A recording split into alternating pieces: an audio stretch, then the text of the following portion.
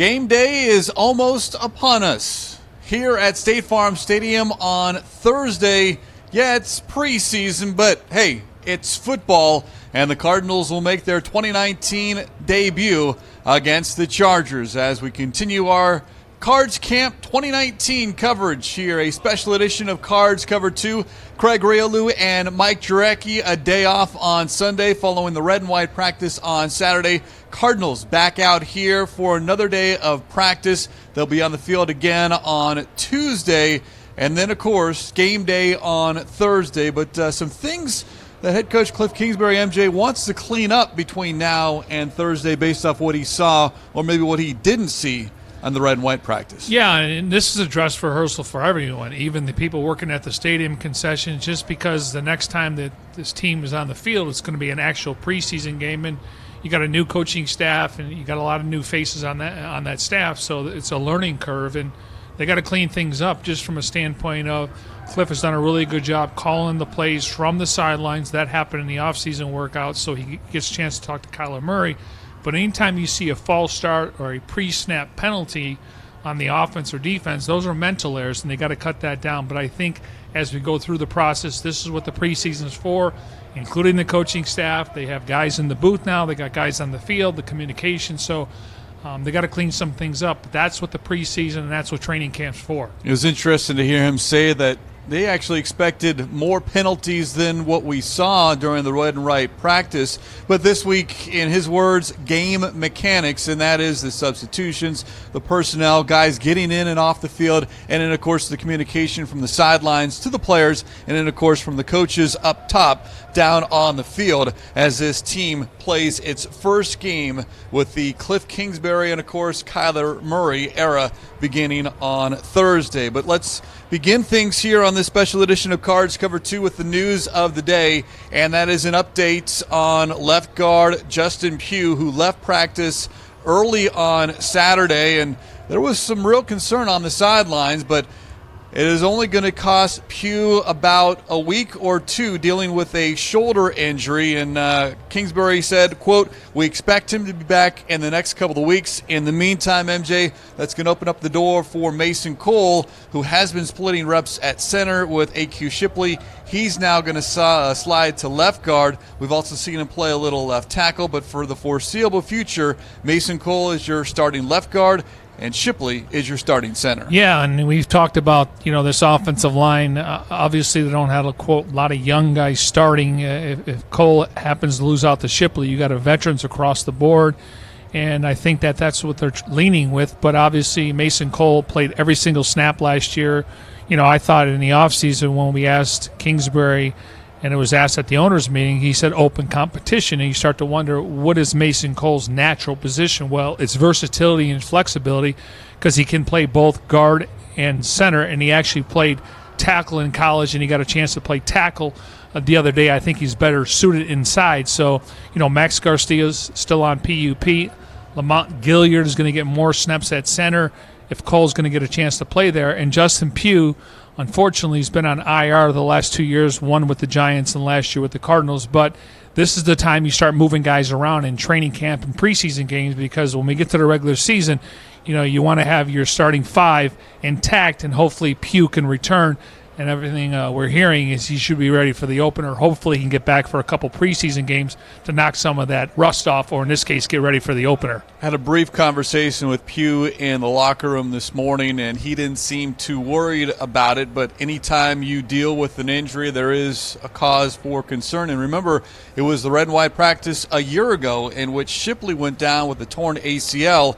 And as much as we want to focus on Kyler Murray and David Johnson and Larry Fitzgerald and the number of passes that are being thrown or the number of points we anticipate being put up on the scoreboard, it's going to come down to that offensive line and finding five guys, one, to be healthy, and then two, to work together as a cohesive unit.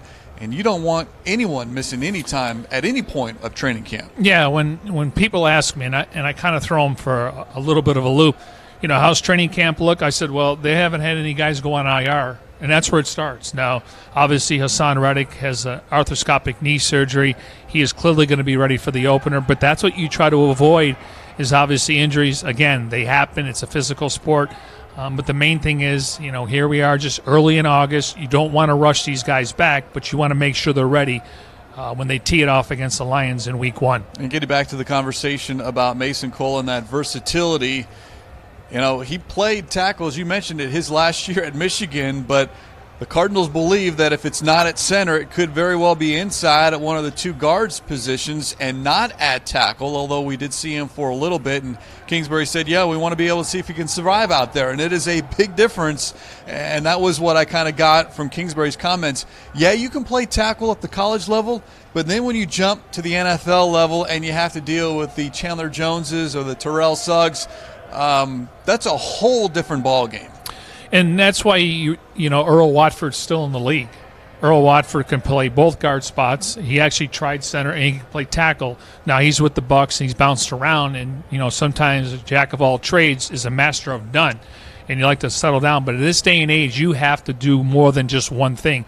That's why corners are becoming slot corners. You get linebackers that can do both. You get defensive linemen that can pop outside. So position flexibility is big because we know, according to Sean Kugler, he's only going to address 7 offensive linemen. And again, right now, if Cole is not starting, I got to think he's going to be up in Corey Cunningham, and then we'll see when Max Garcia is ready. So they're looking at 7 or 8 guys besides the starters. So once again, it's only early August. The good news is we're not talking about guys going on IR, and that means they're out for the entire season.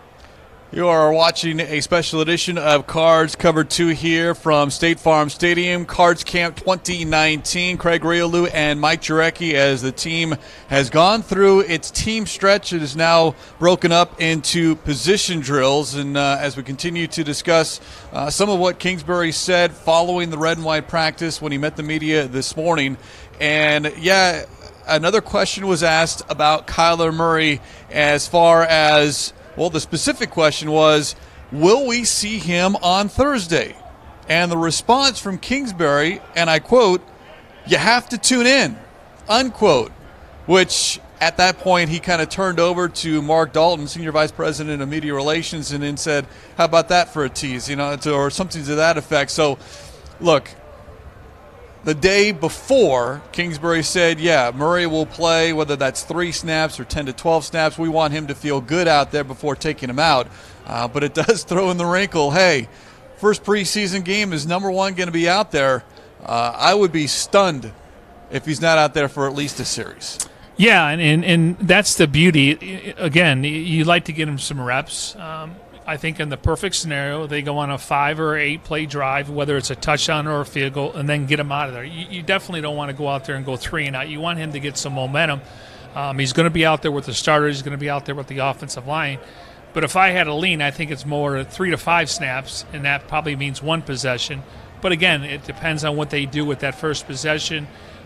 I'm sure he would like to get maybe a second possession, but that remains to be seen. But I got to think he's going to start the game. I guess we'll have to tune in like everyone else on Thursday evening. Yeah, that game kicks off at 7 p.m. Pre-game coverage on the Arizona Cardinals radio network begins at 3:30. Pre-game coverage for those that are interested in watching it on 12 News, 6:30. And for those fans outside of the Valley, the NFL Network is carrying that game live, so you will hear Dave Pasch and Ron Wolfley on television, Paul Calvisi and Bertrand Berry having the radio call. And, of course, you can catch myself and Mike Jurecki following the game for Cardinals Talk as practice continues here at State Farm Stadium. While we're talking about Kyler Murray, let's touch on the wide receivers and specifically the one player. And correct me if I'm wrong, MJ, because we've asked Kingsbury a couple of different times, whether it was OTAs, minicamp, and now here in training camp, hey, who has stood out? Kind of a broad question. And he never really brought anyone's name up, didn't want to single anyone out. Well, earlier today, the follow-up on the wide receiver question as far as, he had mentioned that he wants to see guys separate themselves. So the question today was, did you see any of that after Saturday's practice? And he mentioned one wide receiver, and it's the one wide receiver that we've been talking about throughout training camp, and that's KeeSean Johnson, the third of the 3 wide receivers selected. Kingsbury saying, quote, he's made a ton of plays, does a nice job coming back to the quarterback, and then added that part, he has gained the confidence of not just Kyler Murray, Brett Hundley, Charles Knopf, Drew Anderson, all 4 of those that are throwing him the football, and that says a lot considering that he hasn't had much time to work with any of those quarterbacks. Yeah, and I think coaches are always cautious about who stood out because, maybe it was last weekend, Hakeem Butler made some touchdowns in the red zone, but he's been up and down. Kevin White is listed on the depth chart as one of the top 3 receivers. He's been up and down. Andy Isabella, obviously, he's dealing with a knee injury. He's been up and down. KeeSean Johnson has been steady Eddie, very consistent since the offseason. And once again, we always say, I want to see what he does with the pads go on. It hasn't affected him. So on paper, I would say he's the number 3 receiver right now behind Larry Fitzgerald and Christian Kirk. Yeah, and it's just amazing because, he's when you talk about the 3 receivers that are drafted, well, you go in order and expect, Andy Isabella right off the bat. He should be the guy that contributes immediately. But right now he's currently on the sidelines because of a knee issue, although Kingsbury today did say that he was hopeful that we would see Isabella practice this week. Highly unlikely that he plays on Thursday. But and it just goes to show you simple route running. And I say simple, but just the ability to run a proper route and sound technique on how something like that, you don't have to be the fastest, you don't have to be the tallest, but just doing that correctly can gain you separation, and of course the quarterback finds you the football. Well, and let's go back to draft night. Obviously what Keim talked about Kyler Murray and his upside, and when they worked him out, we're seeing the fruits of the labor. You look at KeeSean Johnson. What did Keim say about him right after the draft? And people hear this stuff and they go, okay, we'll see. One of the best, and Kingsbury had him as the second best route runner in this entire class. Well, now we're seeing it. So a lot of it's not hyperbole. Of course, they're happy with their picks.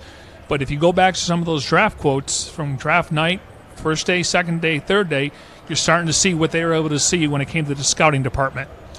Let's move over to the defense as the cornerbacks are working in the end zone, and it looks like they're working with falling on the football as opposed to trying to pick up the football if the ball is loose out there. Everyone wants to kind of pick it up and start running. Well, fall on the football, make sure you secure it before you start running, as they now move over to a different drill with linebackers coach Bill Davis over at the 20 to 30 yard line. But we want to focus on the defensive backs here because another player, and I believe it was your question, MJ, and this is someone who really stood out in the red and white practice, and that is Chris Jones, who had a couple of pass breakups in that contest, and someone who was an undrafted free agent a couple of years ago, latched on with the Cardinals late in this season, was on the active roster in December, but maybe not in the mix for a starting position, but as far as a rotation guy, yeah, maybe perhaps, because he has done nothing but open up the eyes of this coaching staff. And listen, all the attention's been on Patrick Peterson and Robert Alford. Obviously him being a free agent signing, and the Cardinals were thrilled to have somebody opposite of Patrick Peterson. Then you draft Byron Murphy in the second round, the 33rd overall pick.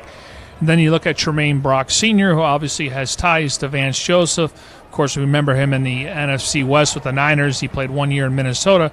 And it just feels like Chris Jones isn't being talked about enough, and the Cardinals like what he did in the offseason, and I think it's carrying over to training camp. Once again, put the pads on, guys start to separate themselves. Worst case scenario is he's going to provide depth. He can play on special teams, but he has a knack for the ball, and as you mentioned, 2 pass breakups. And when he's in coverage and the receiver catches it, he's right there. So it's not like he's just, putting himself in position.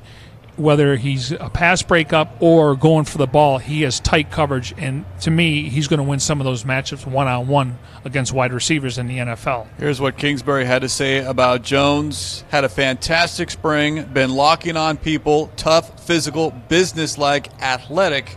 And you're talking about an offensive-minded head coach who Jones has impressed, even though Kingsbury doesn't see a lot of the defense during practice. He watches the tape after the fact. And Jones so far has certainly impressed, and it looks like during today's practice you might see more of number 25 because Tremaine Brock is dressed out but does not have a helmet on. probably just a Veterans Day off, so perhaps more reps for Chris Jones and an opportunity to gain even more of the spotlight and say, hey, don't forget about me, because let's not forget, Patrick Peterson is not going to be around for those first 6 games. The Cardinals are going to need cornerbacks through the first 6 games. And Byron Murphy's a rookie. Now, obviously, being drafted second overall, you're likely going to be active on game day. He could start at the slot corner position. Obviously, they're going to make adjustments until Patrick Peterson comes back. But, I mean, Jones could be active on game day. He can play on teams. And I think they're comfortable with him being one of the top 4 or 5 corners on this roster. I just saw number 36 flash to my left, and that is DJ Swearinger. He's in full uniform going through position drills, and that's a great sign for the Cardinals because outside of that first day, we really haven't seen much Swearinger, your expected starter at the safety position alongside Budda Baker. And Swearinger, again, might not play. I'm pretty safe saying he probably won't play on Thursday, but good to see him on the practice field because Kingsbury was asked about him earlier today, and he said he was hopeful. Well, that hope has turned out to be he is practicing here on this Monday. Yeah, and you just hope he doesn't have any setbacks. Obviously, I'm curious to see if he's on a pitch count today. They do wear GPSs on their body. It's a light vest under the shoulder pads where they can tell how much he's running and, to be cautious. But he just brings a little bit different energy to the defense.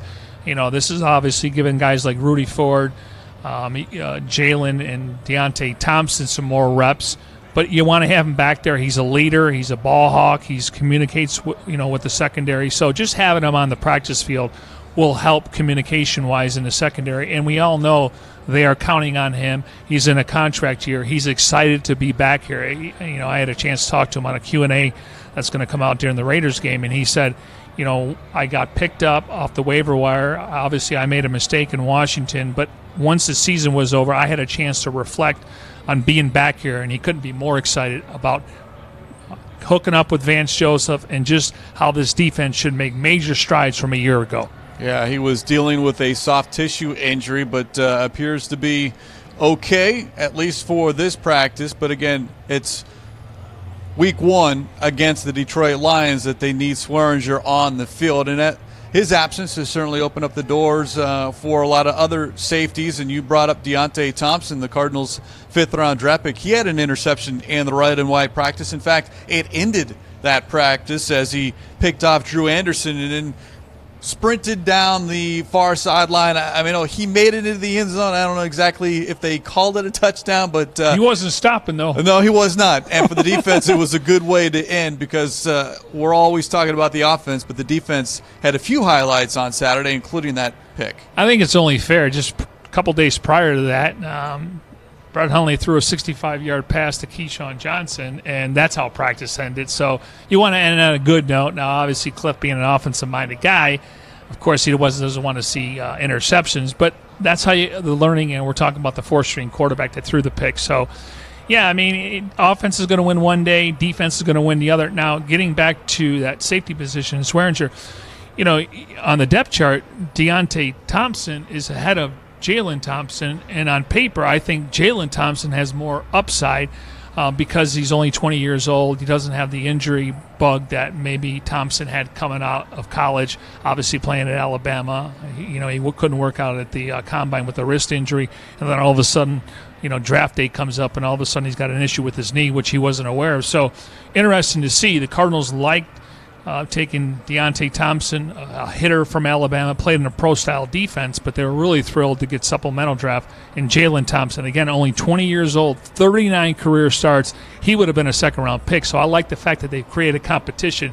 After Swearinger and Budda Baker, we know Rudy Ford's more of a special teams guy.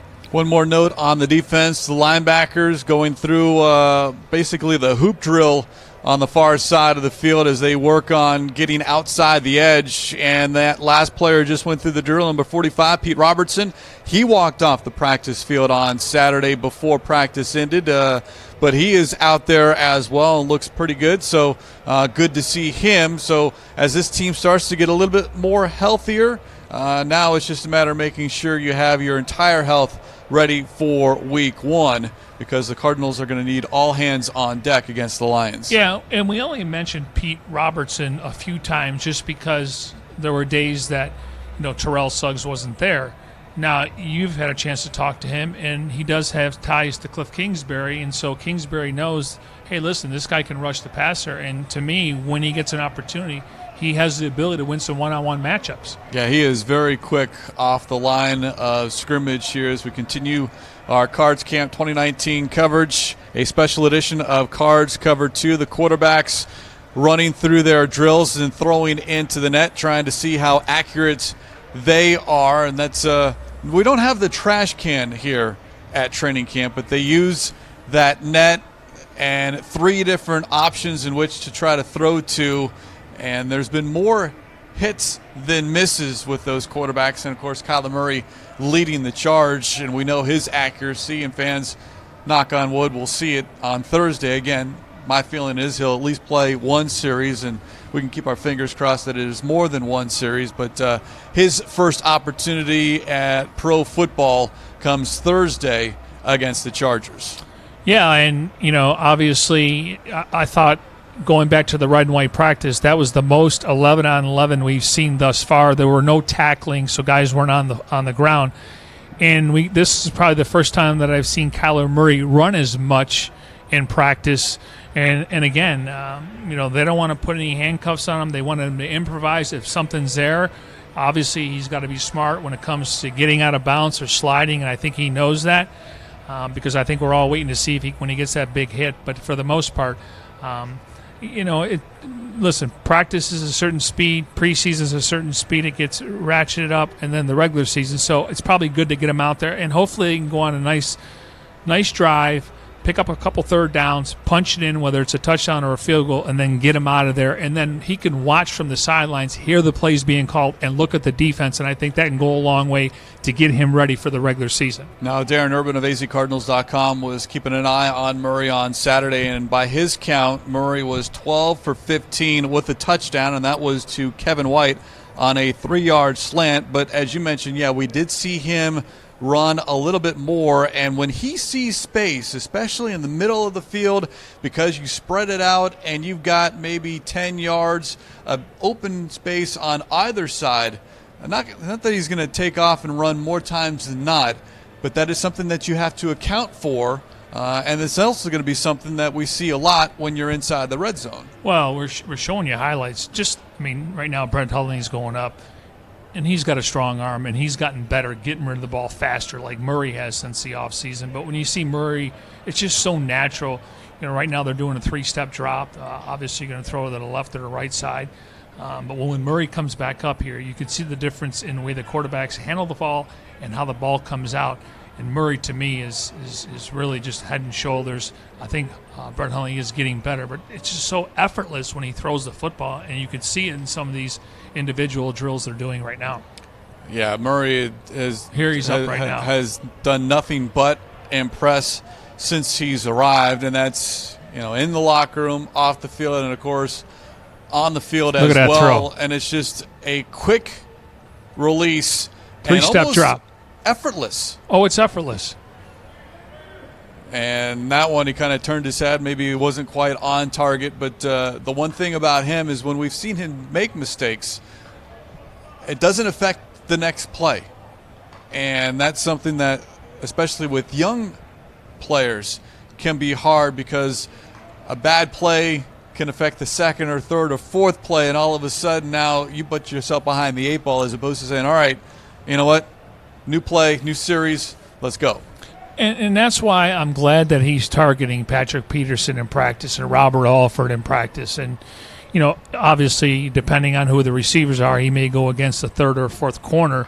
But I like the fact that he's not afraid to take chances. And again, when he misses, it's so close to where, if the receiver has to break off the route or it's a catch radius, maybe he's going to catch it. But when he misses, it barely misses. So I'm encouraged by that. But you don't want him to be easy for him. You want him to go through some growing pains, and there's nothing like doing it in practice where you can learn from. And I'm sure when he goes back and watches film and says, I could have done that. So obviously there are valuable reps in practice going against one of the best cover corners in football, and then whether it's Robert Alford's side. So I think he's gaining experience knowing what it's going to be like coming up on Sundays against some of these quality corners they're going to face. Yeah, the footwork has been unbelievable, and it's only gotten better since off-season work. As we continue here from State Farm Stadium, Cards Camp 2019, one of the 14 open practices here at State Farm Stadium. Cardinals on the field. Preseason opener coming up this Thursday against the Chargers. And before we leave you here this afternoon, I know there was some concern about Zane Gonzalez and his struggles for those that might have been at the red and white practice. He missed 3 kicks. And they were all from beyond 40 yards, 43, 45, and 46, with one attempt hitting the upright. But I did notice him kind of looking down on the ground, and certain points of this field is a little bit more chewed up than others. Was he able to plant correctly? Did he slip? Did he slide? No excuses from him, and the question was asked to Kingsbury if there was any concern about Gonzalez. And Kingsbury said no. Quote, even his misses have been really close, and we feel great about where he's at, unquote. So, but still, something to keep an eye on, because when do you notice special teams? When things go wrong. Yeah, and if this team's going to be in close games in the fourth quarter, we're hoping this team is competitive, and if you get a lead, it's a little bit different, but you may have to make a pressure kick, whether it's 10 minutes to go in the fourth quarter, 5 minutes to go, or a game winner. And he's shown the ability he can do that. So you want to see him a little bit more consistent. But I agree with Kingsbury when you watch him. It's not like he's wide left, wide right. Matter of fact, he's hit the upright at least 3 times, because when he hits the upright, you can hear the doing. Yep. So he's close, but close doesn't count. You got to make it. And I think they're comfortable and confident with him. But it changes when we get in the regular season when it comes to pressure. He did have a good finish to the red and white practice. The last part of 11-on-11, the 1 minute remaining, drive starts at the 30-yard line, and he actually kicked the game winner with 1 second left, a 45-yard field goal that was good. So, again, if you're going to miss, not that you ever want to see your kicker miss, get it over with in training camp. Yeah, and you definitely want to make it when it's towards the end of the practice and you have 1 minute left on the clock, because that means you're winning a football game. So, again, situational football. They put these guys in situations where this could happen in a real game, and like he did then, you got to make it. Cardinals will be on the practice field again tomorrow afternoon, a little bit earlier than today. 1 o'clock is when they'll hit the field here at State Farm Stadium, and yes, that is an open practice. Not too many more left here on the west side of town, but Cards Camp 2019 continuing. And, of course, if there is an open practice, we'll have the coverage for you here on Cards Cover 2. Again, the preseason opener coming your way on Thursday here at State Farm Stadium, 7 p.m. against the Chargers. If you want to watch it, 12 News has you covered. 6:30 the pregame coverage begins. For those outside the Valley, catch it on NFL Network. And, of course, on the Arizona Cardinals Radio Network. Pregame coverage begins at 3:30. Paul Calvisi and Bertrand Berry will have the play-by-play. And, of course, you can catch myself and Mike Jurecki following with Cardinals Talk. And with that, we'll talk to you tomorrow. Special thanks to those behind the scenes, Jim Omohundro, Devin Henry. For my partner, Mike Jurecki, I'm Craig Grialou. This has been continuing coverage of Cards Camp 2019 on a special edition of Cards Cover 2.